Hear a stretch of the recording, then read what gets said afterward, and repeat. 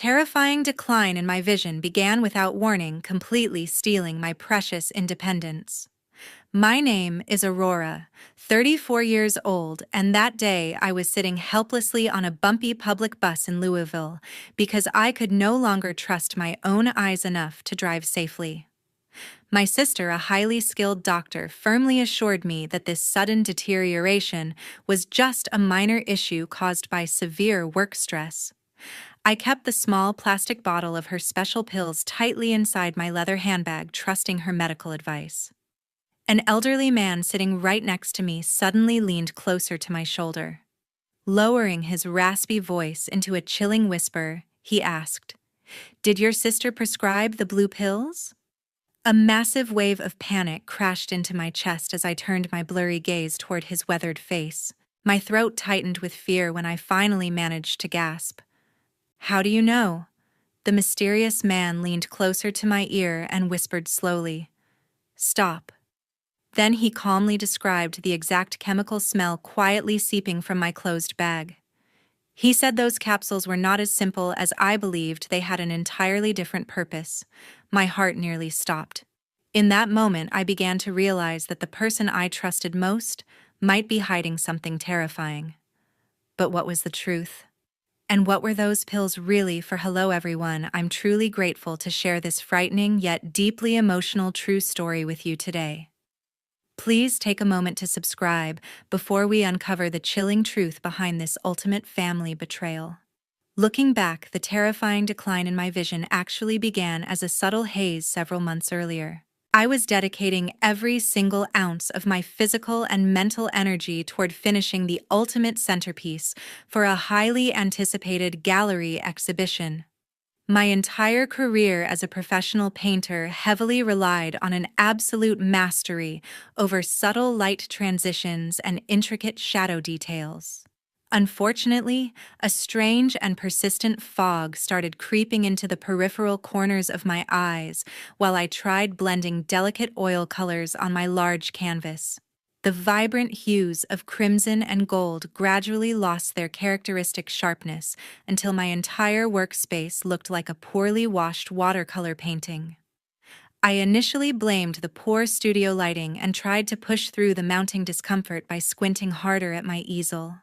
My husband Derek immediately noticed my growing frustration when I accidentally knocked over several expensive jars of solvent because my depth perception had completely warped.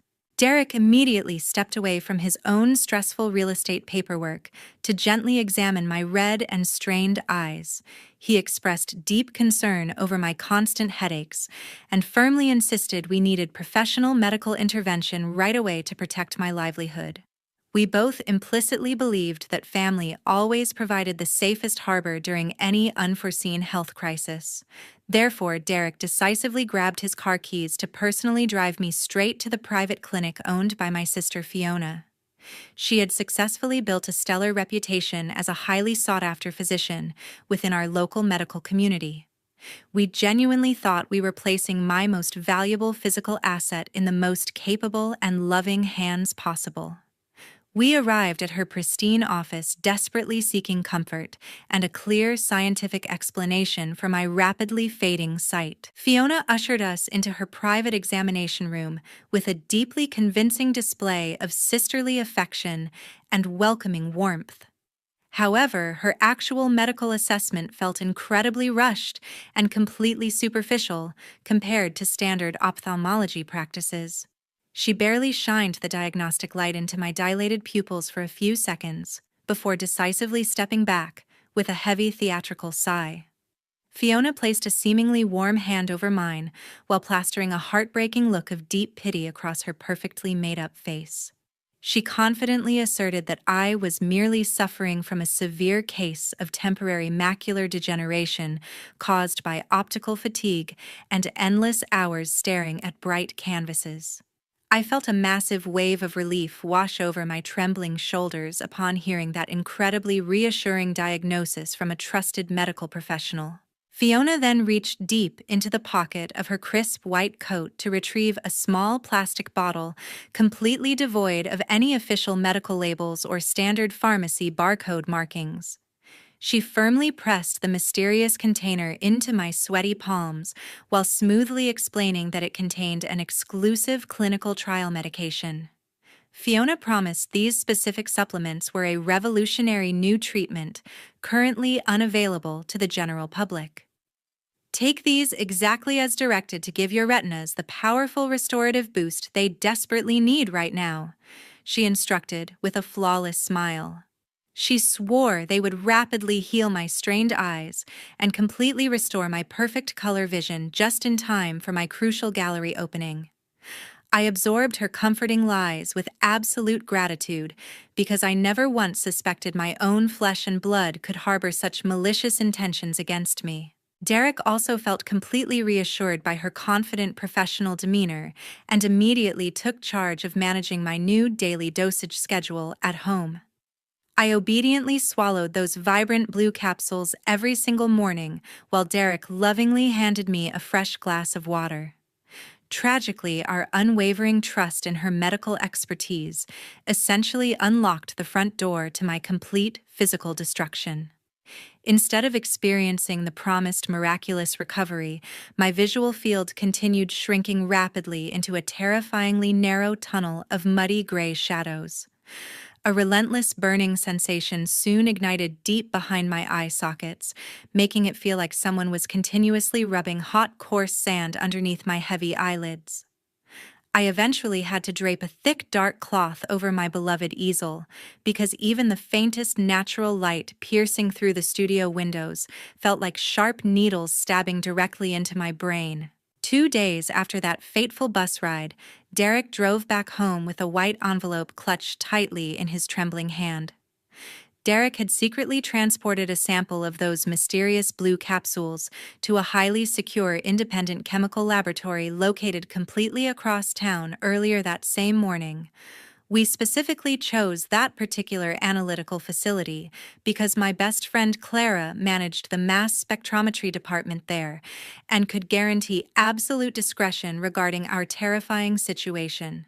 Clara immediately bypassed the standard bureaucratic waiting periods to expedite the complex chemical analysis needed to uncover the horrifying truth hiding behind the elderly stranger's public transit warning. She personally ran the intricate diagnostic tests before handing the official printed toxicology report directly to Derek in the laboratory parking lot to avoid any digital paper trails. Derek walked straight into our quiet living room before aggressively tearing open the sealed paper flap with violently shaking fingers to review the findings. The entire atmosphere inside our home instantly froze into a suffocating block of solid ice when he started reading the dense scientific paragraphs aloud. The highly detailed laboratory document explicitly confirmed that the synthetic compound inside the capsules was actually a highly corrosive chemical designed to slowly destroy retinal tissue. The comprehensive analysis definitively proved the pills possessed absolutely zero medicinal value and were entirely incapable of curing macular degeneration or any other optical ailment. Derek continually paced back and forth across the hardwood floor while reading the devastating chemical breakdown detailing exactly how the substance systematically burned the delicate optic nerves. A devastating wave of pure psychological agony completely shattered my mental defenses upon hearing the indisputable scientific proof of my ongoing systematic poisoning. Hot tears streamed endlessly down my pale cheeks while I fully realized the monstrous depth of this calculated betrayal orchestrated by my own blood relative. Fiona had deliberately plotted to permanently steal away my precious eyesight and maliciously destroy the professional painting career I cherished above everything else in this world. My lungs struggled to pull in enough oxygen as the horrifying reality of her sociopathic medical sabotage finally sank into my grieving mind. Derek furiously threw the damning laboratory report onto the glass coffee table before rushing over to the sofa to provide immediate emotional support. He forcefully gritted his jaw while pulling my trembling body into his protective arms to firmly declare, "We are not going to let her get away with this." His voice deepened with absolute rage as he tightened his comforting embrace around my shaking shoulders and swore, "I promise you, she will pay for every single drop of this poison." His unwavering strength slowly anchored my spiraling emotions back to reality while the initial shock of the betrayal transformed into a cold, burning anger. I aggressively wiped the cold tears away from my burning face before responding to his fierce determination with equal resolve by stating, "Then tell me exactly what we need to do." I forced myself to take a deep, stabilizing breath to regain my intellectual composure before looking directly into his eyes to add, "I won't drink another pill, but she can't know that." The profound betrayal from my own flesh and blood successfully killed off any lingering sisterly affection remaining inside my broken heart to leave behind only a fierce desire for absolute justice. We immediately forged a life-or-death strategic alliance right there on the living room sofa to systematically dismantle her sociopathic medical scheme. We mutually agreed that I must permanently cease ingesting the highly toxic blue capsules starting this exact second to allow my damaged retinas a proper chance to heal. However, we both clearly understood the extreme psychological danger of prematurely tipping off a highly intelligent medical professional about our newly discovered chemical evidence. I committed myself entirely to beginning a flawless theatrical performance, acting the role of a completely helpless and progressively blind victim to ensure Fiona never grew suspicious of our knowledge. I started practicing my new reality immediately by deliberately staring blankly at the living room wall without focusing my eyes on any specific objects in the room. We spent the remainder of the afternoon meticulously rehearsing how I would stumble over furniture and fake severe visual impairment during her upcoming medical visits. By the end of that week, Fiona made an unexpected visit to our house, claiming she wanted to check on her favorite patient. The doorbell chimed, slicing through the quiet tension in our home. When Derek opened the door, her cloying perfume invaded the hallway. She carried a basket of organic fruits, playing the devoted older sister to perfection. "Where is she?" Fiona's voice echoed, dripping with saccharine concern. I sat frozen on the sofa, listening to the sharp clicking of her designer heels against the hardwood floor. Each step sounded like a ticking clock toward the inevitable confrontation. Fiona immediately dropped to my side, her cold fingers grasping my hands. "Oh, you poor thing," she cooed. "Have you been taking the drops exactly as I prescribed? You haven't skipped a dose, have you?" The desperate hunger in her voice was thinly veiled. She wasn't checking on my health. She was verifying my compliance. I forced a trembling nod, fighting the intense instinct to pull away from her toxic touch. "Yes," I whispered, keeping my gaze intentionally vacant. To sell the illusion of my deteriorating vision, I knew I had to push the performance further. I slowly pushed myself up, extending my hands awkwardly into the empty air, feigning a sudden need for a glass of water. I took 2 hesitant steps, deliberately miscalculating the distance. With a sharp gasp, I drove my shin hard into the sharp edge of the solid oak coffee table. The sickening thud echoed, and I allowed myself to collapse onto the plush rug, crying out in genuine, stinging pain. I waited for the frantic hands to help me up, but the room remained eerily still. Through the absolute sliver of my peripheral vision, I could see Fiona towering over me. She didn't flinch or reach out.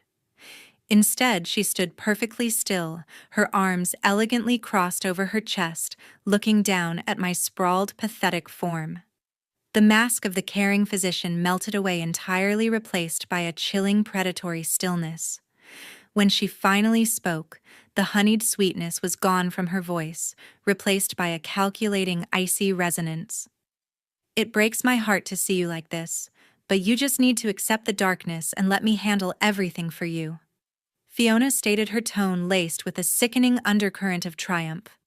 After she finally left, leaving behind only the lingering stench of her perfume, the atmosphere in the house shifted instantly. Derek's expression hardened into a mask of pure, unyielding resolve. He marched straight into his home office, the heavy door slamming shut behind him. For the next several hours, the house was silent save for his muffled pacing and the relentless clicking of a keyboard. Derek was tapping into his extensive network of high-powered real estate brokers. He was systematically tearing through the carefully curated facade of Fiona's private practice, digging deep into hidden financial ledgers, shadow accounts, and property records. When Derek emerged just after dusk, his face was ashen, his eyes wide with a horrifying mix of disbelief and sheer fury. In his hands, he clutched a thick stack of printed documents. The dark, rotting core of Fiona's betrayal had finally been dragged into the light. Her prestigious boutique clinic was a complete mirage, drowning under a mountain of catastrophic, insurmountable debt.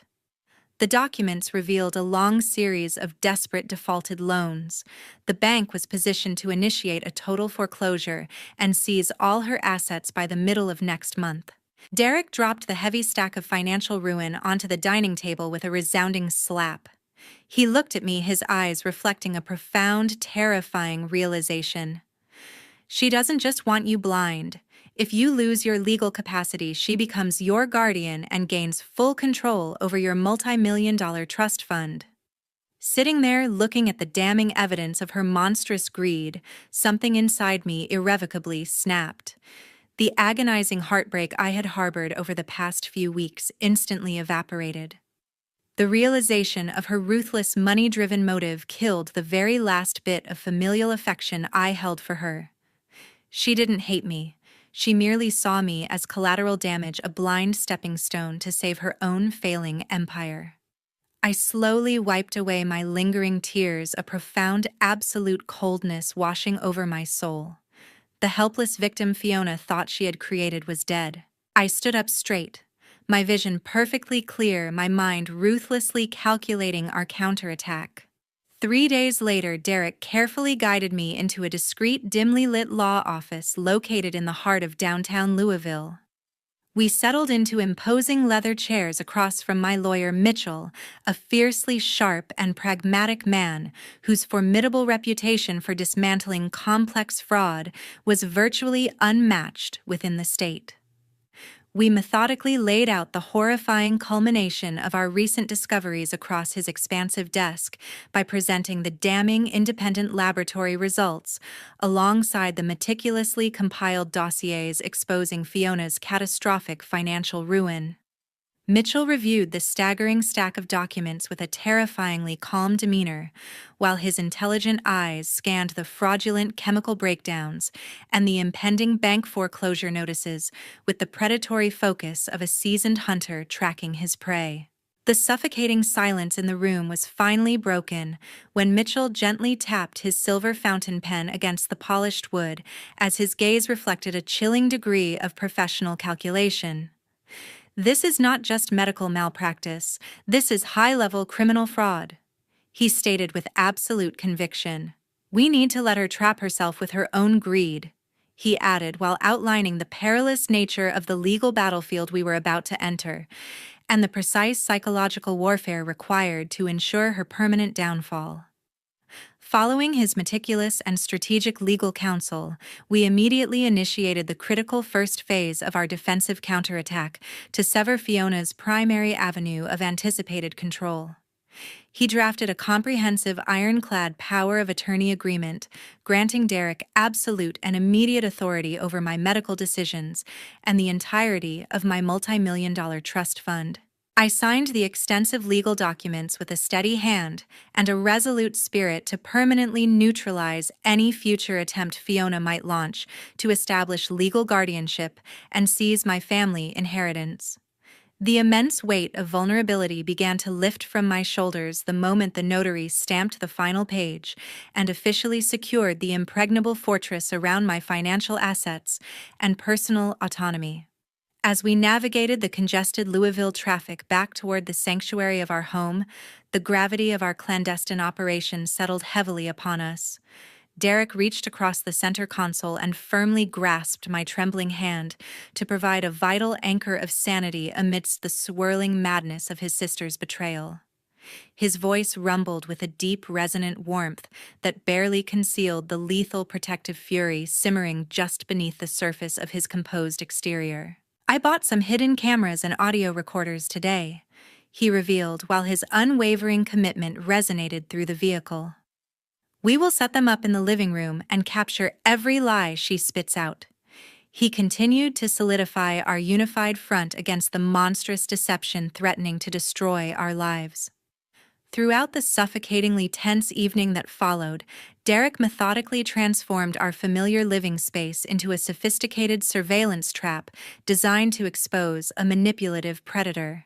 He carefully camouflaged the state-of-the-art recording devices among the dense rows of classic literature lining the tall oak bookshelves to ensure the miniature lenses remained completely undetectable to anyone who might scrutinize the room. He spent hours obsessively adjusting the intricate angles and testing the audio frequencies through his secured laptop to guarantee the hidden cameras provided an unobstructed view of the central coffee table area, where Fiona typically conducted her treacherous examinations.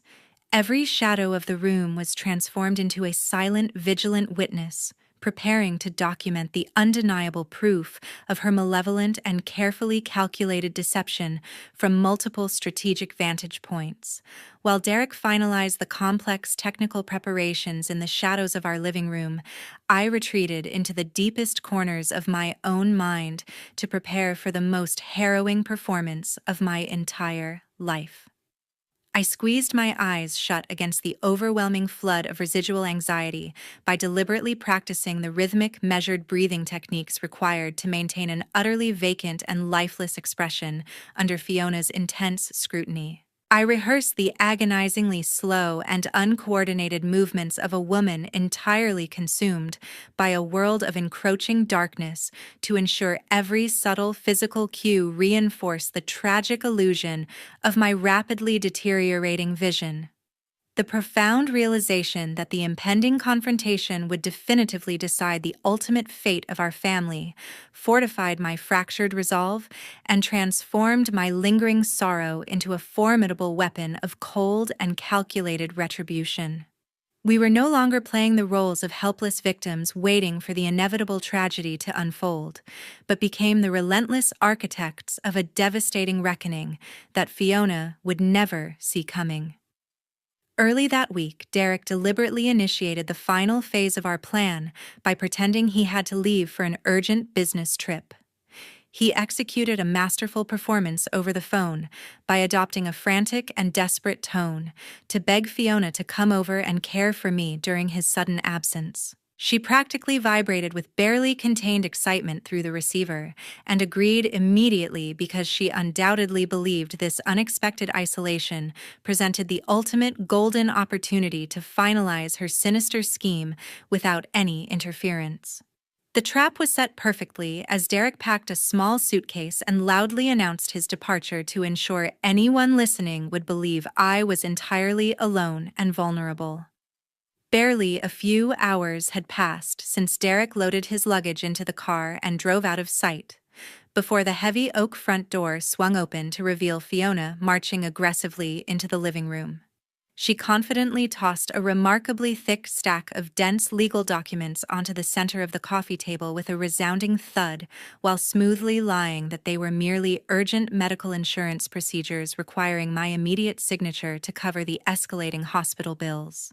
Her voice carried a sickeningly sweet cadence designed to disarm my suspicions, but the sheer volume of the paperwork she had presented contradicted her casual dismissal of their.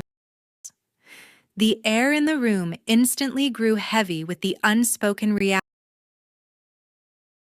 of her malicious intentions, while the hidden lenses of our surveillance equipment silently recorded her every calculated move from the shadows of the surrounding bookshelves. I slowly reached out with intentionally trembling hands and fumbled blindly across the smooth, polished surface of the coffee table until my fingertips finally brushed against the cold plastic of the heavy pen she had aggressively thrust toward my chest. I maintained a completely vacant stare directed slightly past her right shoulder and let my voice waver with manufactured vulnerability to perfectly execute the demanding persona of a terrified and entirely helpless victim, teetering on the absolute edge of total permanent darkness. Are you sure these are just for the hospital bills? I can't read a single word, and I feel so terrified of making a mistake. My deliberate, agonizing hesitation and pathetic, deteriorating demeanor finally shattered the fragile, carefully constructed remnants of her caring physician facade as the suffocating delays proved entirely too infuriating for her greedy, desperate anticipation to endure any longer. Fiona completely lost her remaining temper and leaned menacingly over the expansive table to unleash a sudden violent torrent of vicious frustration that echoed harshly off the high living room walls and permanently destroyed any lingering illusion of sisterly affection. "Stop whining and just sign the paper. I am the doctor here. I know exactly what is best for you, so put the pen down now." She abandoned all pretense of medical professionalism or familial warmth by violently grabbing my fragile wrist with a bruising and forceful grip that sent a jolt of genuine physical pain shooting up my arm. She ruthlessly manipulated my hand to force the sharp nib of the pen down toward the bottom of the page, which secretly contained the irreversible legal phrasing designed to transfer absolute control of my massive trust fund directly into her desperate and failing accounts. Her nails dug sharply into my skin as she physically overpowered my feigned resistance to ensure the signature would be executed precisely on the dotted line she had so carefully prepared.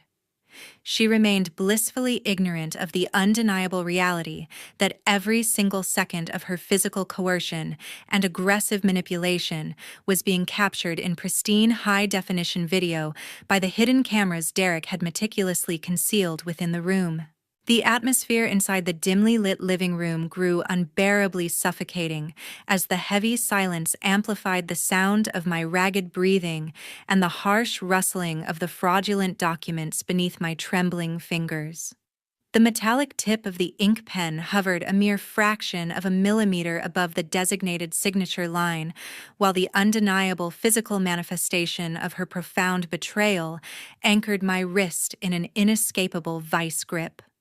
A sickeningly triumphant smirk began to curl the edges of Fiona's cruel lips as she truly believed she had finally conquered my wealth and secured her financial salvation by permanently exploiting my manufactured blindness. The invisible tension stretched to an agonizing breaking point as the silent cameras documented the exact moment the trusted family doctor fully transformed into a ruthless predator entirely consumed by her own monstrous greed. Right at the exact moment the tip of my pen touched the paper, the heavy front door burst open with a deafening crash. The sudden explosive intrusion sent a massive shockwave through the suffocating silence of the house and completely shattered the oppressive psychological atmosphere Fiona had so desperately attempted to cultivate. Derek and our formidable lawyer Mitchell stormed straight into the center of our dimly lit living room with powerful and purposeful strides that commanded absolute immediate attention. Their sudden arrival instantly derailed the calculated mental warfare the treacherous doctor was actively inflicting upon my supposedly vulnerable state and completely shifted the entire power dynamic of the room in a single tense heartbeat. I immediately hurled the heavy plastic pen forcefully onto the solid hardwood floor and straightened my spine to stand at my absolute full height while staring directly into the wide, panicked eyes of my utterly stunned older sister. My vision was perfectly sharp, and my voice resonated with an unwavering absolute authority as the pathetic blind victim facade evaporated completely into the electrically charged air. "I don't think I will be signing over my trust fund to a monster like you today," I declared with immense satisfaction while watching the horrifying dawning realization of her utter ruin wash over her previously triumphant face. Fiona staggered backward a full awkward step as her arrogant complexion instantly drained of all vibrant color until she resembled a genuinely terrified walking corpse staring at a vengeful ghost. The sharp, highly experienced lawyer moved with lethal professional precision as he aggressively slammed the damning independent toxicology report alongside Derek's freshly minted ironclad power of attorney directly onto the center of the expansive glass coffee table. The thick stack of concrete legal and scientific evidence landed with a heavy, authoritative thud that finalized the complete destruction of her meticulously planned financial extortion scheme. Her desperate, frantic eyes darted wildly between the toxic chemical breakdown of my contaminated eye drops and the legal document officially stripping her of guardianship. Before the utterly defeated and trembling woman could even attempt to articulate any pathetic, deceitful excuses or formulate a desperate, fabricated lie to salvage her rapidly disintegrating reality, Mitchell coldly delivered the final devastating legal blow. Everything you did in this room has been recorded, and your legal authority over her life is completely null and void, he stated with absolute freezing professional finality while gesturing vaguely toward the hidden high-definition surveillance devices, quietly observing the entire dramatic confrontation from the surrounding oak bookshelves. Precisely at that exact moment, two stern, heavily armed, uniformed police officers emerged from the dark shadows just behind Derek's broad shoulders and immediately seized Fiona by both of her violently trembling arms. The taller, imposing officer loudly and clearly recited the official comprehensive arrest warrant, charging the deeply disgraced medical professional with multiple severe felony counts of high-level financial fraud and deliberate aggravated physical assault. The sheer catastrophic magnitude of the severe criminal charges echoed throughout the silent living room and permanently sealed her inevitable dark fate as a convicted felon, rather than a prestigious, respected local physician. The harsh, metallic click of the cold steel handcuffs locking securely around her wrists provided the ultimate satisfying conclusion to the agonizing psychological nightmare she had maliciously forced upon our family. She was roughly escorted out of the front door and practically dragged across the manicured lawn toward the waiting police cruiser, whose fiercely flashing red and blue emergency lights painted the quiet neighborhood in a chaotic, vibrant glow. The heavy, reinforced car door slammed shut behind her, completely defeated and utterly humiliated form, as the traitorous woman was permanently exiled from my existence in absolute, inescapable public disgrace. 6 months after the police took Fiona away, the vibrant colors of life finally returned to my completely healed eyes. The merciless hand of the criminal justice system delivered a severely appropriate punishment following the undeniable presentation of our concrete hidden surveillance evidence to the presiding local judge. The prestigious Kentucky Medical Board initiated a rapid disciplinary hearing that ultimately resulted in the permanent and deeply humiliating revocation of Fiona's previously unblemished medical license. The severely disgraced former physician is currently serving a tremendously lengthy and desolate sentence inside a heavily fortified federal penitentiary, entirely isolated from the incredibly luxurious lifestyle she so desperately attempted to steal. The harsh reality of her bleak incarceration serves as a fitting absolute conclusion to the monstrous psychological nightmare she maliciously inflicted upon her own trusting family members. I resolutely refuse to acknowledge or open the relentless stream of pathetic handwritten letters begging for my entirely unwarranted forgiveness, arriving continuously directly from her cold and unforgiving federal prison cell. The profound magnitude of her ruthless financial deception completely eradicated any lingering sense of familial obligation I might have previously harbored for my deeply treacherous older sister. I made the conscious and heavily considered absolute decision to completely sever all remaining toxic biological connections to fiercely protect the hard-won peace and emotional security permanently surrounding my small, resilient family unit. The absolute elimination of her highly manipulative presence from my daily existence provided an incredibly profound sense of spiritual liberation I never truly realized I desperately needed to move forward. Thanks to the incredibly timely discovery of the maliciously contaminated eye drops and the immediate permanent cessation of her toxic prescribed chemical regimen, my severely damaged vision miraculously and fully recovered from the terrifying precipice of permanent darkness. The devastating physical symptoms rapidly dissipated, leaving behind only the haunting psychological memory of her incredibly sinister and carefully calculated financial extortion plot.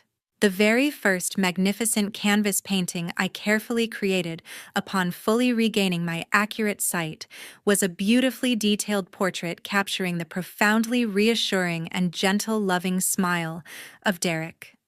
He was the incredibly steadfast and wildly devoted man who unflinchingly weathered the devastating familial betrayal alongside me and bravely guided me safely through the darkest traumatic storm of my entire existence.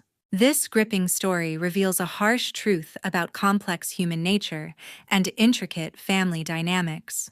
Let us examine the crucial, essential takeaways gathered directly from this terrifying ordeal. First, this harrowing experience teaches us that boundless financial greed can easily destroy the absolute strongest moral boundaries. It possesses the terrifying power to completely transform even our closest trusted blood relatives into highly dangerous and incredibly ruthless calculating predators. Second, we must constantly learn to deeply trust our internal intuition and highly value the incredibly objective warnings provided by observant strangers. They are frequently the vital, helpful individuals who clearly see the hidden absolute truth without any blinding emotional bias. Finally, a true, authentic family is never defined merely by a shared biological bloodline or identical matching DNA. It is permanently forged by the incredibly loyal people who stand fiercely by your side to fiercely protect your most vulnerable moments. Thank you so much for staying with us until the absolute conclusion of this intense journey. We truly appreciate your time and sincerely hope this story serves as a powerful reminder to constantly protect yourself and your valuable assets.